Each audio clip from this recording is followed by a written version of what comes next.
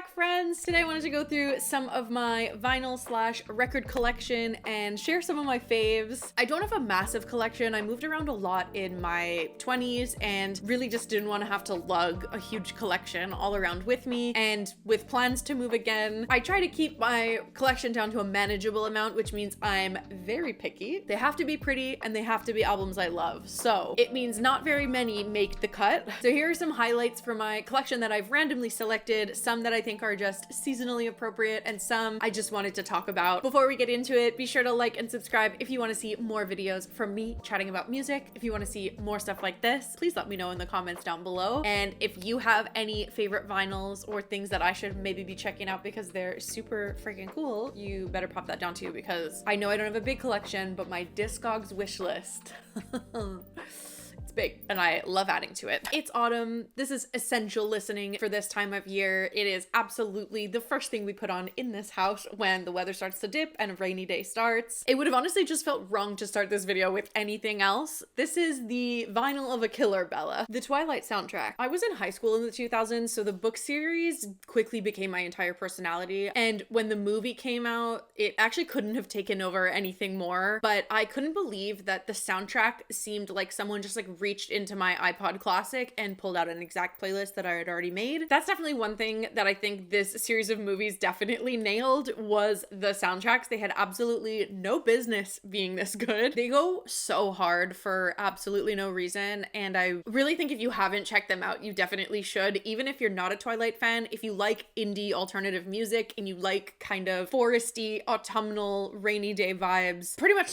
the whole series in soundtracks is amazing, but this one is very good.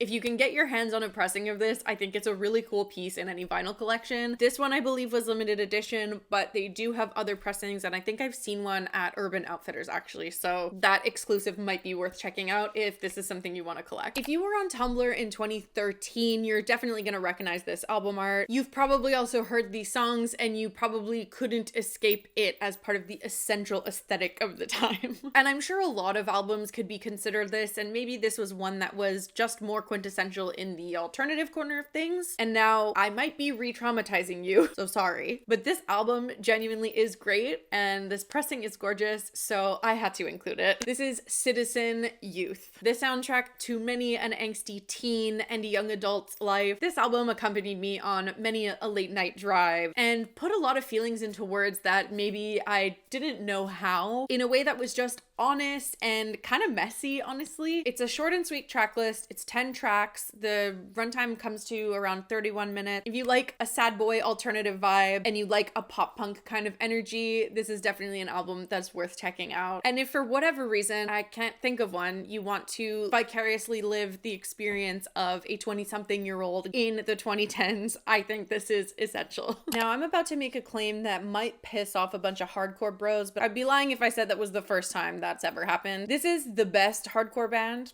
Full stop, end of sentence, hands down, and I will not be hearing anything else. Also, this pressing, the splatter vinyl, is really just sick, and I wanted to show it off. This is Knocked Loose, You Won't Go Before You're Supposed to. I love this album so much. It really tested the boundaries of what hardcore is and what hardcore means. I think a lot of people didn't like that it was getting mainstream attention and leaving the roots of hardcore a little bit in the ways that they tested out new sounds. They incorporated a lot of really out there inspirations sonically. They played a lot with what a breakdown is supposed to sound like and what to do with it when that point of the song comes up. They featured artists like Poppy that I think seemed like a very rogue move before we heard the song. And despite having waited a long time for this album, they kept it really concise, which I really appreciate, but I think a lot of people complained about. This album is technically perfect, or as close to perfection I think you can get. It's another short and sweet one, which I think is perfect for heavier music. I think when you get a runtime that's much longer than 30 to 40 minutes, it starts to get a bit of a slog if the vibe doesn't change up enough. And I think for what they were going for, it made perfect sense to keep this short. This is 10 tracks under 30 minutes, and you'll have your face blown off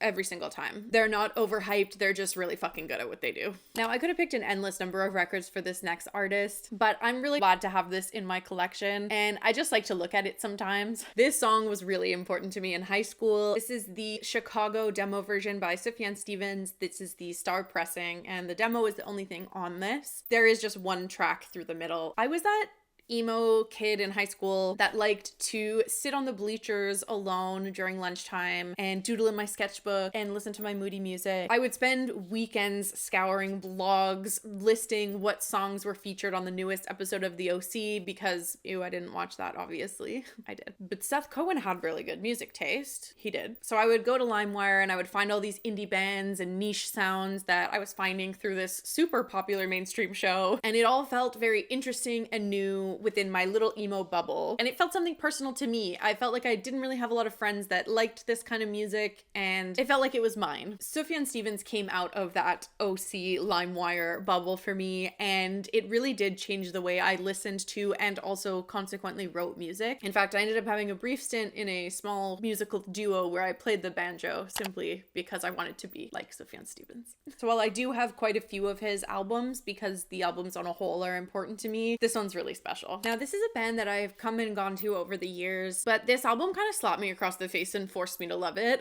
It's such a throwback to my 20s Simply in vibes, but with kind of like an elevated new sound to it too. Plus, this was a limited pressing that I got at one of their shows. This is Movement's Ruckus. Movements were huge in the Tumblr days, trademark 2013, 2014. It was a really special time, like both online and in music, at least in the pocket of Tumblr that I was in. And they had a chokehold on all of us, and honestly, in some ways they still do. Like, I still see Movement's Daylily gifs being reblogged on a regular basis. So they've cemented themselves deep in the Tumblr culture, I think. So when this album came out in 2023, I was a little bit skeptical because you capture an energy of a time so perfectly and you're so perfectly fitted for that time. Are you going to live up to the hype? Are you going to evolve your sound? Are you going to do the same thing over and over again? But the answer was yes to those first two questions anyway. They both lived up to the hype and created a sound that still seemed fresh and new, but still sounded exactly like them. These songs are catchy and fun. They're angry and cheeky. They're upbeat and still kind of heavy. And honestly, they were such a blast to hear live. I just had to grab the vinyl at the show. I think it's fun always to have a souvenir too of, in this case, the pressing and the album cover are limited edition from the tour. So it's a fun little memory of the time I went to see them. And I'm really glad I have it in my rotation now. Now, unlike all the other records I've talked about so far, this one, like, there's genuinely nothing special about the pressing itself. It's just a black standard vinyl, but it's one of the greatest albums of all time in my opinion. And I'm just so stoked that I have it in my collection because it was kind of hard to find. And if I have an excuse to talk about it, I will. Trip hop forever. This is Portishead Dummy. A dimly lit room, a glass of red wine, smoking something with a window open at night, preferably on like a rainy day, like today would be perfect. And you've just like nailed the vibe. It's sensual, it's dark, it's moody, it's pushing the boundaries of genres. There's a theremin. We're sampling hip hop, but it's not hip hop. It's somehow quintessentially of its time and timeless at the same time. If you're familiar with the late 90s, early 2000s trip hop genre, you'll know artists like Portishead, Massive Attack, Morcheeba. I could go on. I truly love this genre and I think it's very special, and I think it's quite niche for some reason. It doesn't always cross through people's tastes in music, but I think this album is a must for anyone who says they just like music or they'll listen to anything. Just me, I'm one of those people. So the sound is both technologically advanced for its time, but old school, and Beth's voice is just otherworldly. So if you make those same claims, you better check this out if you've never heard it before, because I think it's going to expand your taste a little bit. Imagine me doing a video talking about music without talking about Taylor Swift. Could never be me. Actually, I need to take a minute to show off the packaging of this album while I have it before I put it up on the wall. She mentioned in interviews that this was like high gloss finish, and like I don't think the camera is really showing how glossy this vinyl packaging is. It's completely different from any other vinyl that I have. Then when you open it, you have the most offensive photos I've ever seen in my life, a poem unique to this variant, which is the standard variant. I didn't buy any of the other ones. The album itself comes out the top, and it's like, are you kidding? Are you actually kidding? Hello?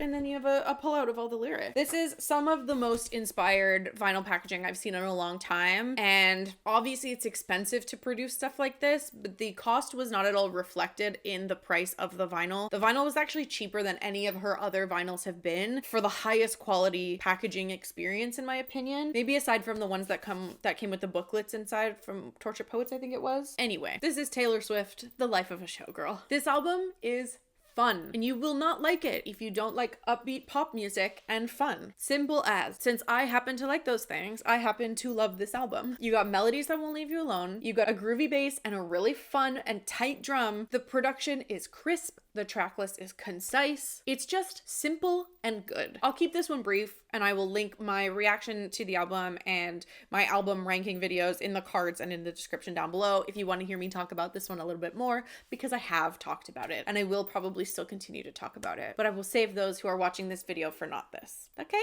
You're welcome. Don't mind me just collecting my millennial Canadian street cred points with this one. This is my favorite album from this band, which they probably wouldn't like to hear because it is their earliest work, and they have released some incredible albums since then. This is not to take away from that. This one just has a very different feel to it and is really important to me. Plus, the pressing is clear blue and it's just really pretty. This is Metric, Grow Up, and Blow Away. To me, this sounds and feels both like a sunny afternoon walk in Parkdale or a nighttime glass of wine in your Montreal apartment. It manages to capture what I feel is both the essence of Toronto and Montreal in the same album. And maybe that's just the nostalgic bitch in me, since I lived in both of those places and I listened to this music in both of those places, so maybe I've created that memory from it. I think this album is just authentic and creative and so full of really unique artistic expression. It still has a 2000s indie vibe, but there's something very unique about it that I think is really special to Metric's sound. I think the reason I love it the most out of all of their albums, though, is that it really feels like a sketch of what Metric's sound evolves into over the years. You really do see like a rough outline of what this band is going to become. They wouldn't have the powerful synth in all of their other albums if they hadn't have started with the technical and very beautiful piano in this album. They wouldn't have built the really fun indie pop bangers that they did without creating some of the melodies in the choruses of this album. This just feels like such a crucial building block in this band's story and is really close to my heart too. If you've never listened to Metric, I do recommend starting from the beginning, and this is where I would start. And if you thought I was gonna get through this video without a single of their glittery vinyl, you're silly. You're a silly little Billy. And you don't know how we do things around here. She's cemented herself as an icon, and this pressing is equally as iconic in my opinion. If a pressing has glitter in it, you will find me throwing my money at it, and it's not hard when the album is this good. This is Chappell Roan, The Rise and Fall of a Midwest Princess. A debut album that exploded overnight a year after it was released. An overnight sensation 10 years in the making. She clearly poured her heart and soul into this, and you can feel the power of all of those years of hustling to get it to happen. Her blood, sweat, and tears are in these tracks, and so is her sexual identity. It's so powerful to explore that journey through a pop album. It's fun, it's relatable, she's iconic to me and the whole rest of the world, I'm pretty sure. So I don't know who you are if you haven't listened to this yet, but you need to get on it if you haven't, because what are you doing? What do you know about Celtic-inspired new age world music from Canada? Nothing? Well, did you expect any of those words to be listed in this video? This album is a witchy masterpiece from start to finish, and it's yellow, so it's just pretty. This is Loreena McKennitt's The Book of Secrets. The single, The Mummer's Dance, was a song that I remembered hearing a lot as a kid. I'm sure it played on the radio and stuff in the late 90s, and one day in my teens, it kind of just came back to me. I don't remember how, but I remember just being like, oh my god, I was obsessed with this. Is there more of this? And there was a lot more of this. In fact, that song was probably the only radio-friendly song of the entire album, because the rest of it is like way too new age, world, witch, Moroccan market, ritual at night, medieval tavern vibe. The rest of the album's not for radio, basically. So once I figured out where that song came from and that the rest of it was even more medieval fantasy than I thought it would be, this turned out to be one of the best albums I had ever heard, and I will talk about it anytime I talk about my favorite albums because it's very unique, it's very different, it's not a genre I'd ever think to explore, and I'm so glad that I have. It's kind of like an upscale tavern vibe. vibe, if that makes sense. Or like a late night in a Marrakesh market, or like wandering around your medieval village as a woman and trying to suss out who is a witch. Or, I don't know, there's a lot of really fun, like, historical and fantastical storytelling in this album with music that's just as fun and whimsical, and it's a great soundtrack for a ritual, actually. Did you think I was kidding when I said I listen to everything? Tumblr baddies? Did you think I was done with you? No. You may have dated someone in the 2010s that was obsessed with this album. It might have become his entire personality in a way that was kind of off-putting. So you may be entitled to compensation for that. Either way, I regret to inform you that he was right. This album absolutely slaps. And the color of this pressing is probably just as obnoxious and toxic as he was, but so, trigger warning, this is Turnover Peripheral Vision. Your ex is probably still obsessed with this album, and I don't blame him at all. I am too. It's soft and pretty, it's gentle and emotive. It's like a cool autumn breeze. It's a good driving album, actually. And somehow all of these hardcore bros got into it. I'll never understand, but I'm glad it made its way into my collection because it would truly be incomplete without it. This is essential listening in my opinion, and is an album I think will be nostalgic for me for a very long time. A goddess came down to earth and gave us the most incredible collection of otherworldly songs, and we did not even deserve it, honestly. I'm glad she did, though. The pressing is gold, and it's just as beautiful and as ethereal as she is. This is Aurora, The Gods We Can Touch. I have a few of her albums, so I could have picked any of them, honestly, but this one, the themes, the melodies, the stories really stood out to me and hit me at the right time, I think. The world she built sonically and emotionally is so rich and so clear and so like soaked in divine femininity. She truly is such a special and unique artist. The way she creates and that music flows through her is unlike anything I've ever seen anybody else do. She truly is a little pixie fairy from another world, and nobody does it like Aurora. If you like beautiful melodies, insane harmonies, vocal performances that almost seem inhuman, I would absolutely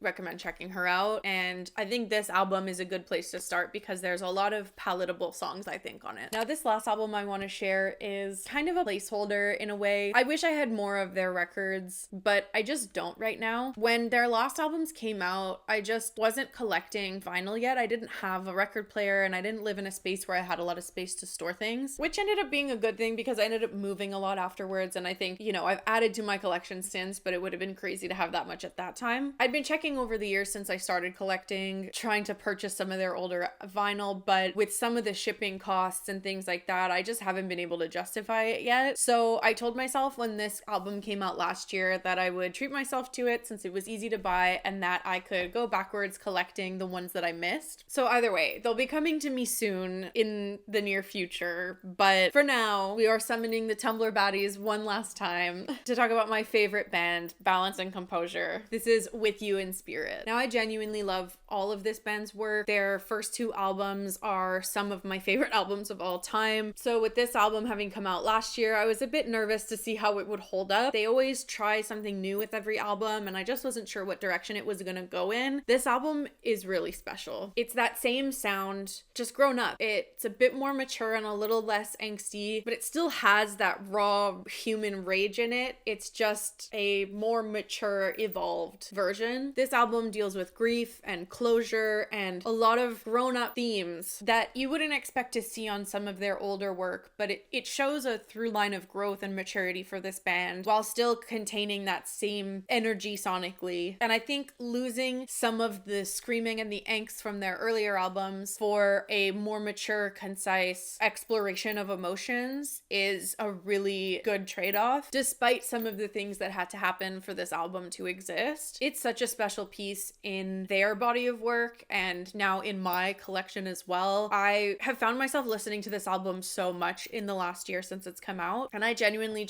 I love this band so much. The way they play with melody and rhythm, the tonalities they use, the scales that they play with is really unique and really addictive. Some people find them boring, and what I would say to those people is you are just not listening hard enough. If you like music and you like playing music and you like rock that gets a little bit heavier and a little bit more alternative, you are sleeping on Balance and Composure. Big time. Thanks so much for hanging out with me while I brag about my record collection. I could talk about music forever, and I definitely have a lot more faves in my collection. So if you want to see another one of these, please be sure to like this video so that I know you're interested in it. Never mind my Taylor Swift collection, which is mildly concerning. So if you like this video enough, I will consider exposing myself. The vinyl collection, you sickos, behave. Anyway, let me know in the comments which one of these albums you thought were the prettiest and which one you liked the most. Okay, thank you. Bye-bye.